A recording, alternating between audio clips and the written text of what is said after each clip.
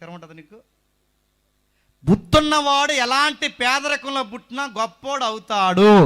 బాధ్యత ఉన్నవాడు ఎక్కడున్నా వాడు మెరిసే మెరుపు అవుతాడు. నీకు బుద్ధి లేకపోతే నువ్వు రిలయన్స్ అంబానీకి పుట్టినా నీకు తెరం ఉండదు. చాలామంది అంటారు అనవసరంగా మీకు పుట్టాం, అనవసరంగా ఇక్కడ పుట్టాను, ఈ స్కూల్లో చదువుతుంటే నువ్వు ఆ స్కూల్లో చదివితే ఎరగదీసేద్దాం. మరి నీకు చదువు నడదు, చదవాలి ఎక్కడైనా చదవచ్చు, చెయ్యాలనుకుంటే ఎక్కడైనా చేయొచ్చు. నువ్వు ఎక్కడ, అది విలేజా సిటీ పక్కన పెట్టు, అడుగుతున్నాను. నువ్వు పుట్టిన ఎవరికైనా నీ తల్లిదండ్రులు నువ్వు నిందించవచ్చా?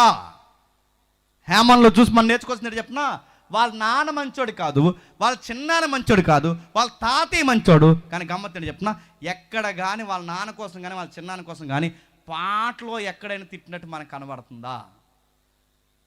గమ్మత్తేంటి చెప్పిన, ఆ అబ్బాయి చెప్పలేదు వాళ్ళ పేరెంట్స్ ఎలాంటి వాళ్ళు. వాళ్ళ పేరెంట్స్ ఎలాంటి వారు మనం స్టడీ చేస్తే హిస్టరీలో మనకు తెలుస్తుంది తప్ప ఆ అబ్బాయి ఎక్కడైనా నోరిప్పి చెబుతున్నాడా?